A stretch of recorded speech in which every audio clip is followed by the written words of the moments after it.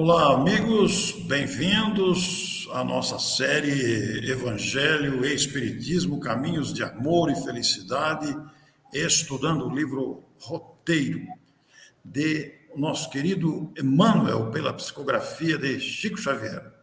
Marcos de Mário, cá estamos na continuidade, quase finalizando essa incomparável obra. É verdade, Orson, um abraço a você e a todos que estão nos acompanhando. De fato, capítulos finais desse livro Roteiro, e hoje com um tema maravilhoso, né, porque vamos falar da missão do Espiritismo, e que é um entendimento muito importante para todos nós. Pois é, Marcos e amigos que nos acompanham, capítulo 38 da obra em referência, Missão do Espiritismo. Marcos, esse título do capítulo já chama atenção, já de início, né? Porque a gente começa a se perguntar qual é a missão do Espiritismo. Por outro lado, surge a nossa consideração, qual é a missão do Centro Espírita? São objetivos diferentes? É muito interessante. E aí surge o espírita, o adepto. Como é que a gente faz um enquadramento, Marcos, desses três elementos: espiritismo, centro espírita e espírita, com um capítulo como esse, missão do espiritismo? Bem, Orson, tudo tem que começar justamente com a compreensão dessa missão do Espiritismo, né? E para compreender essa missão, nós que nos dizemos espíritas, precisamos estudar o Espiritismo e compreendê-lo na sua maior profundidade. A partir daí, compreendendo essa missão, que resumidamente, mas o Emmanuel vai falar muito mais, é realizar a transformação moral da humanidade, desse nosso projeto de vida imortal. O Centro Espírita é o Instituto Humano que deve representar o Espiritismo nessa missão. E o espírita é aquele que, na sua vida íntima e na sua vida de convivência, deve representar a prática do Espiritismo nessa sua missão. Magnífico pensar sobre isso, né? Então, nós convidamos aí os telespectadores a acompanharem aqui a seleção de trechos extraídos do capítulo em referência. Nós estamos aqui no episódio 39, capítulo 38, e a primeira frase selecionada, o primeiro parágrafo aqui selecionado, Emmanuel vai nos dizer que o Espiritismo é, acima de tudo, veja o detalhe, acima de tudo, o processo libertador das consciências, a fim de que a visão do homem alcance horizontes mais altos. Marcos, quando a gente lê a expressão processo libertador das consciências, eu me lembro lá do item 292 do Livro dos Médiuns, quando o nosso Kardec situa que a tarefa prioritária, a tarefa primordial do Espiritismo é a nossa melhora moral. Esta é a sua grande tarefa, né? O Centro Espírita, como você se referiu, instituição humana, formada, pois, por criaturas humanas, que visa representar esse pensamento, organiza suas atividades para que alcancemos isso. Mas o Espiritismo em si, como missão, olha assim, ele tem um processo libertador de consciências para que a visão humana alcance horizontes mais altos. Marcos, quanta coisa cabe dentro desse processo libertador das consciências, considerando o quanto ainda estamos escravizados a condicionamentos, a costumes, a hábitos, a posturas incompatíveis com esta proposta do Espiritismo. É verdade, Orson. É por isso que nós temos que deitar o nosso olhar sobre a questão das culturas, né? Que atravessam séculos e nos levam realmente a projetar para nós valores, comportamentos, ideais e assim por diante, que, na verdade, são muito vinculados a uma cultura passada e que não é tão fácil você se libertar. Mas o Espiritismo chegou justamente para nos desamarrar disso. Como Jesus, na sua época, chegou para nos desamarrar tanto daquele mundo judaico quanto daquele mundo romano, pagão, para nos levar à questão do amor divino, infinito, do amai-vos uns aos outros. O Espiritismo chegou também na metade do século XIX para escancarar, mostrar que nós somos almas imortais.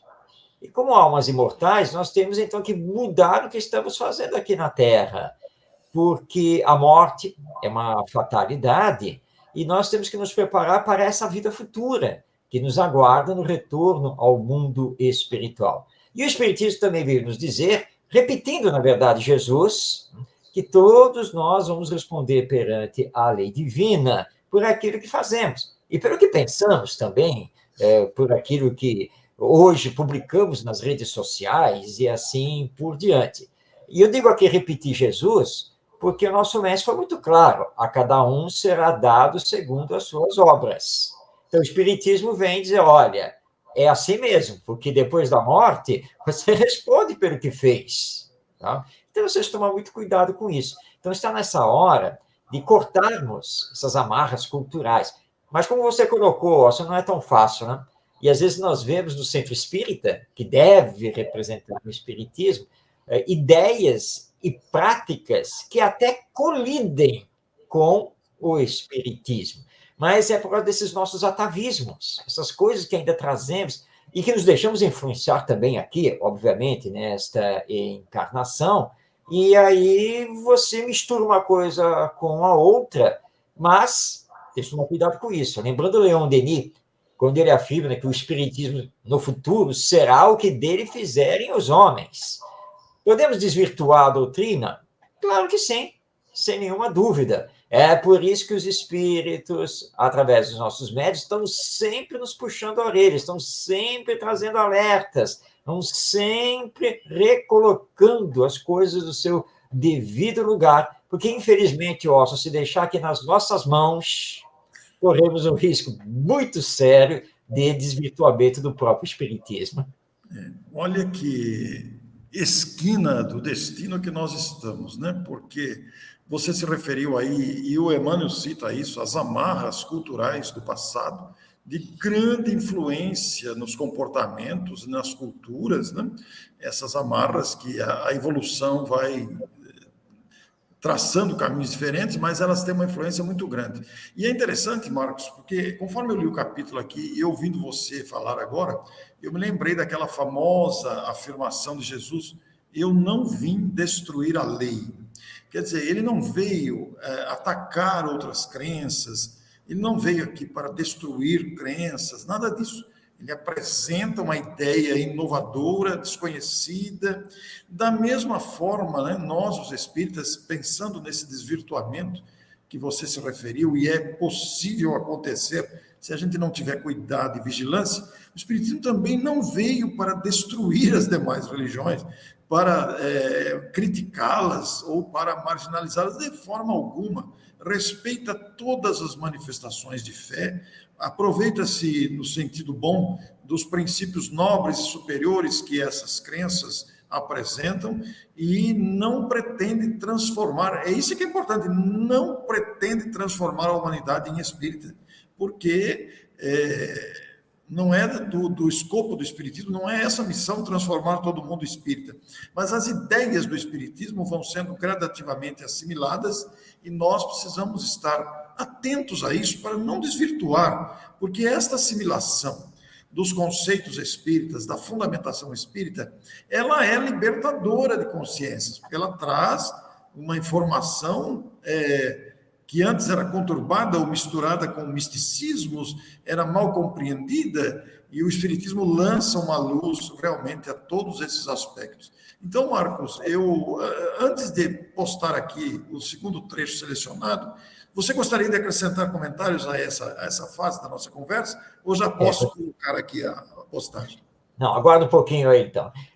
Mas você abordou muito bem, Orson, porque já, o Emmanuel é claro, o Espiritismo veio para libertar as consciências, dentro de um processo, quer dizer, não vem assim romper as coisas de uma hora para outra, é o processo. E como é que ele consegue fazer esse processo? Porque o Espiritismo é uma doutrina que nos faz pensar. Quer dizer, ela não impõe para nós a imortalidade da alma, a reencarnação e outros princípios, mas nos faz pensar. ele nos faz comparar com outras culturas, outras religiões, e a observação, os fatos.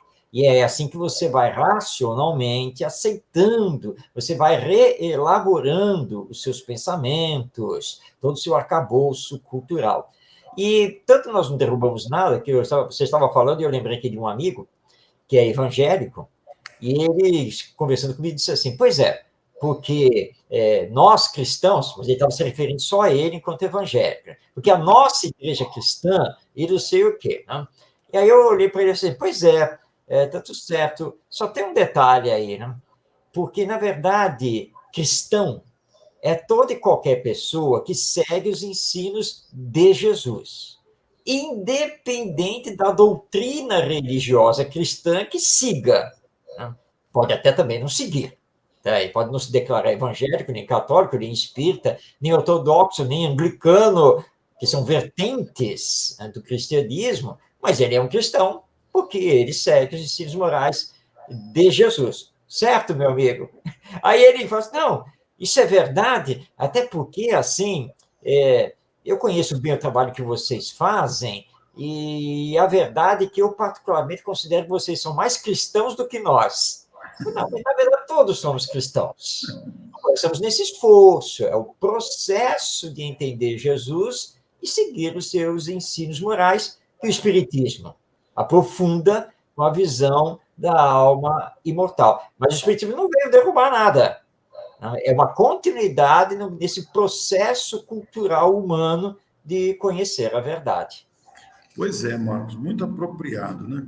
O Emmanuel chega a citar aqui no capítulo, não está selecionado para postagem, mas ele diz que há milênios, né, a mente humana gravita em derredor de patrimônios efêmeros, quais sejam os da precária posse financeira, atormentada por pesadelos carnais de variada espécie, guerra de todos os matizes consome-lhe as forças, flagelos de múltiplas expressões situam-lhe a existência em limitações aflitivas e dolorosas, e ele vai relacionando essas questões.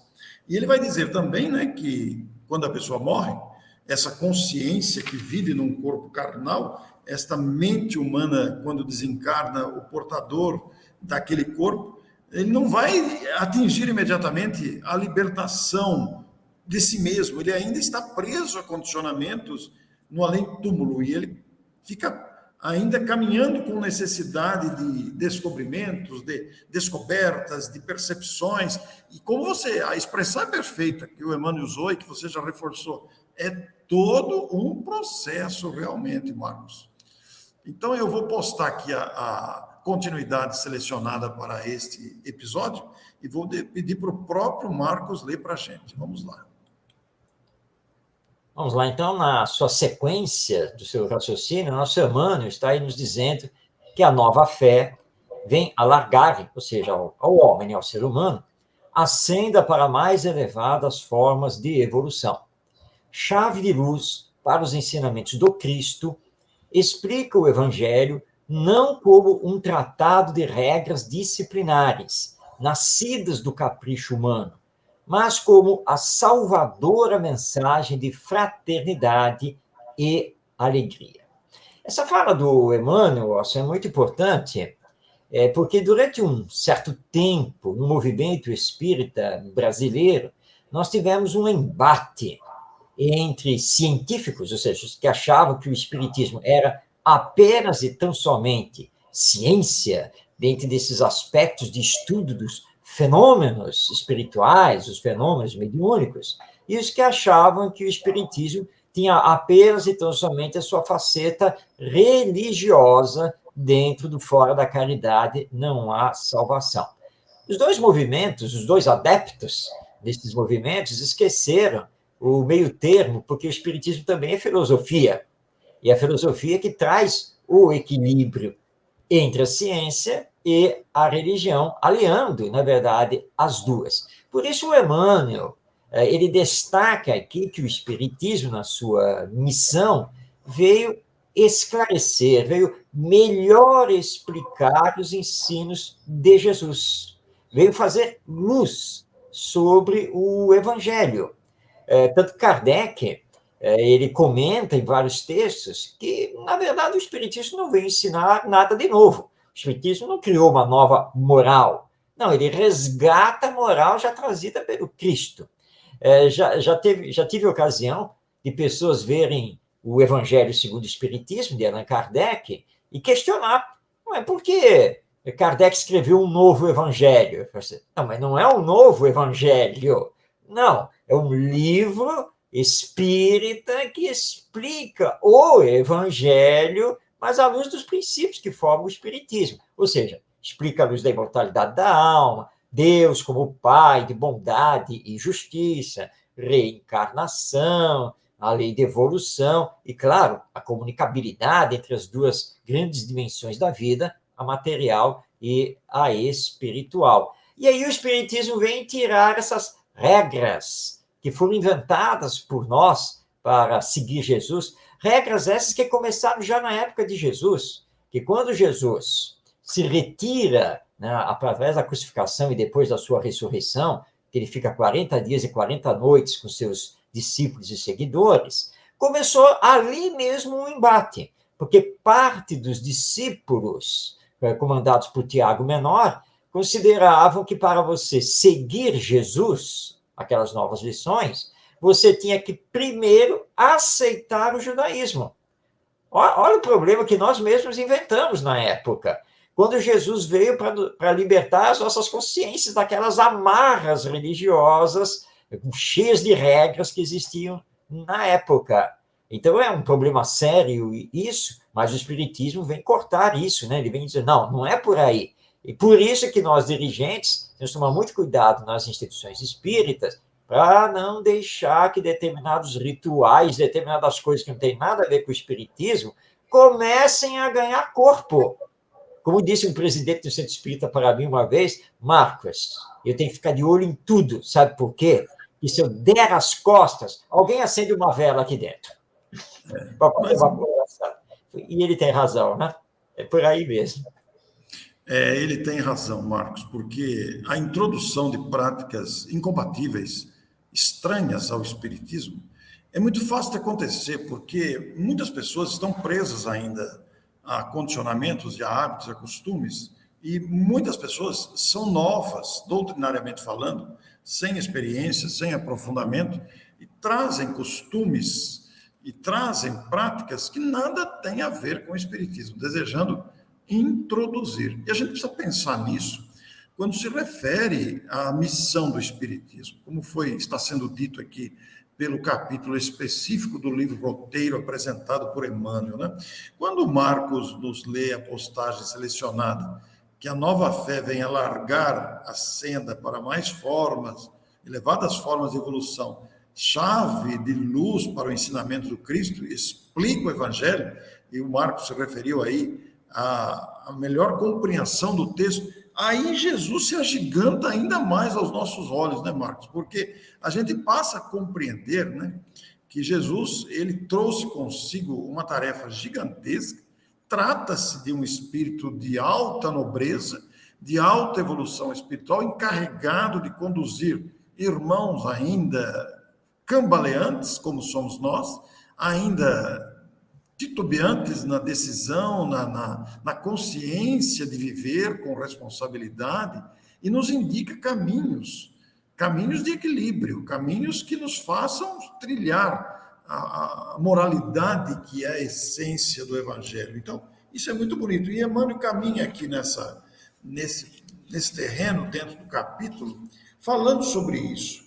Aparece-nos, então, Jesus em maior extensão de sua glória, não mais como um varão de angústia, insinuando a necessidade de amarguras e lágrimas, e sim na altura do herói de bondade e do amor, educando para a felicidade integral entre o serviço e a compreensão, entre a boa vontade e o júbilo de viver. Eu gostei muito de ler esse parágrafo, Marcos, porque é como se a vida fosse, na sua sequência, sinônimo permanente de angústia e sofrimento. Não, nós podemos mudar isso completamente a partir de hoje. Nós estamos diariamente construindo nosso futuro, a nossa felicidade. O sofrimento e a angústia virão da nossa leviandade, Nós vamos encontrar obstáculos de aprendizado, é claro, mas não que a vida é sinônimo de sofrimento, não é, de jeito nenhum.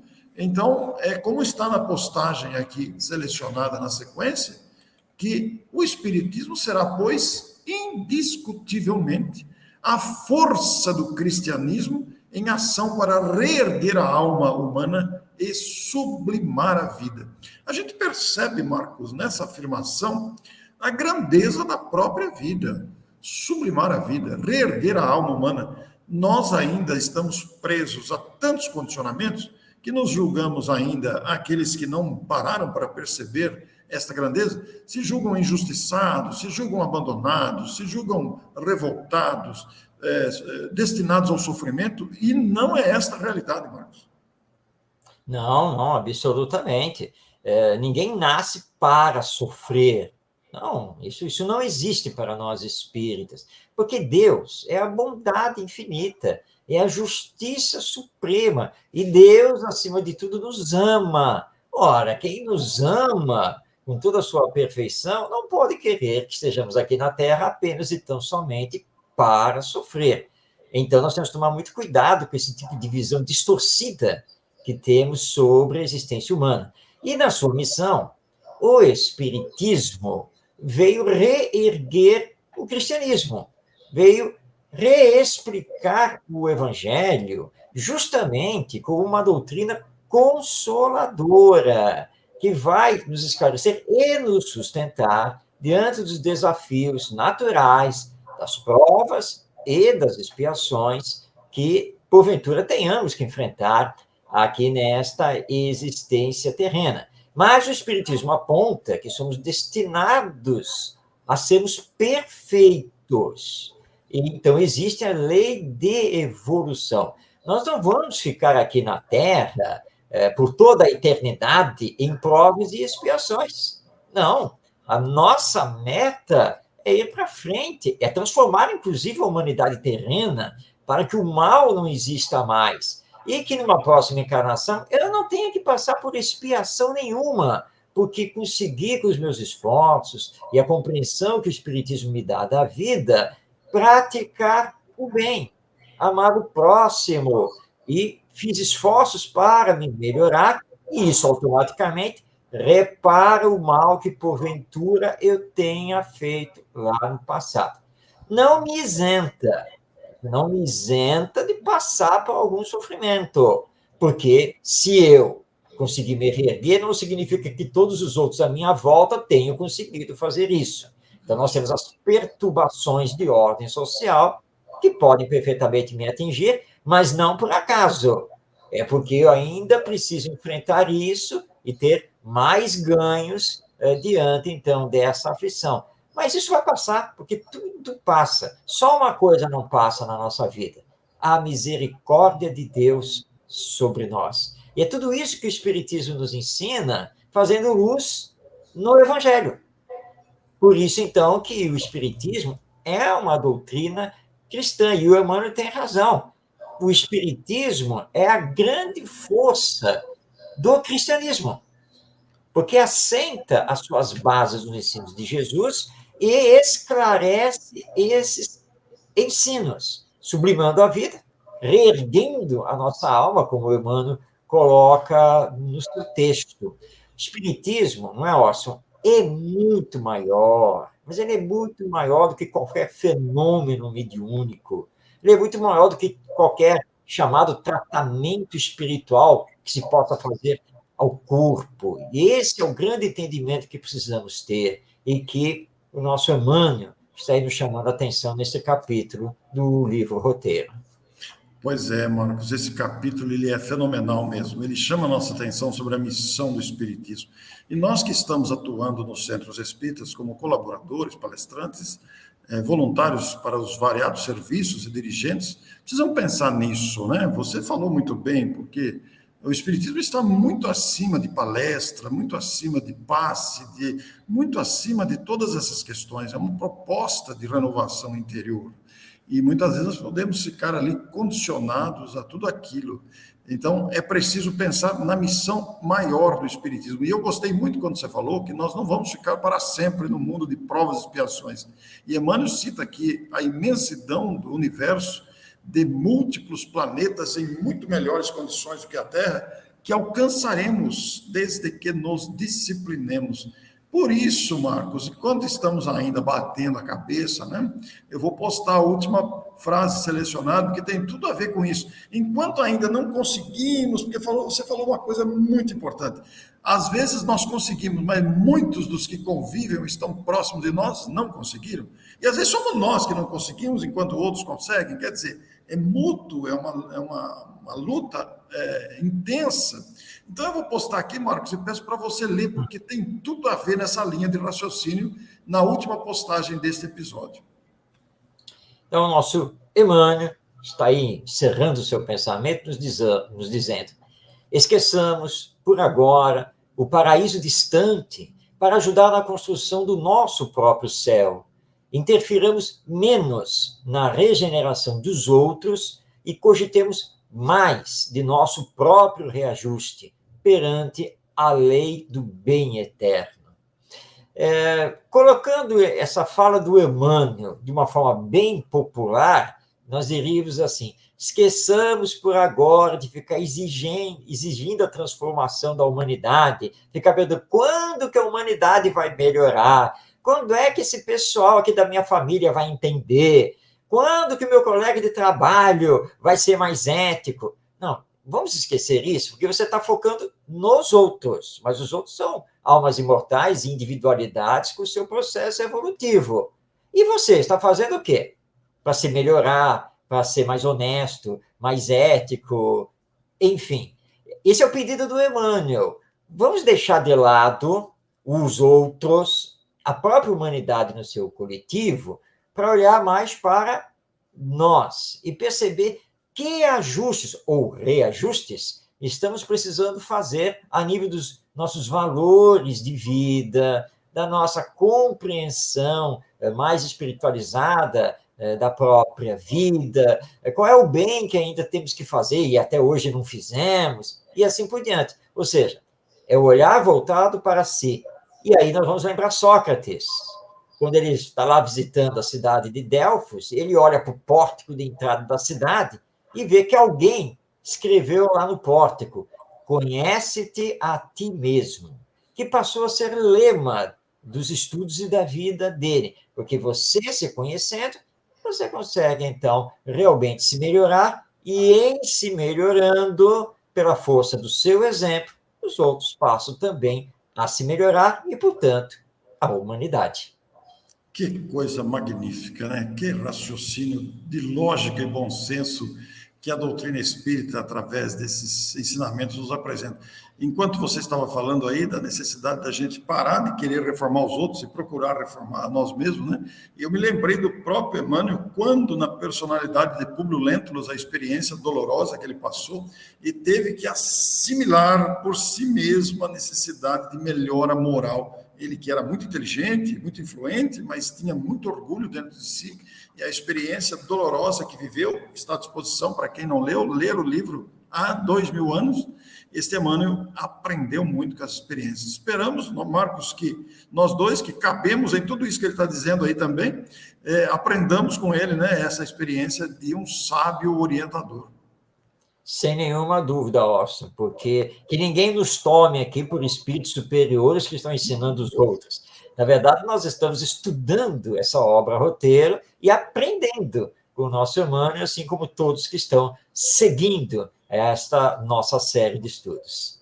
Muito bem. Na semana próxima, nós temos o penúltimo capítulo, é o capítulo 39, no episódio 40, que tem o título Diante da Terra.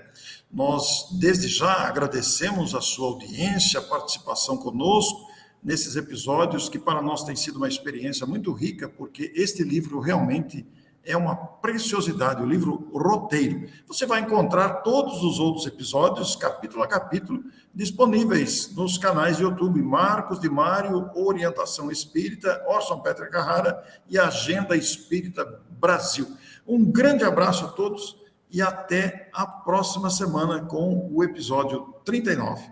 Até lá, muito obrigado.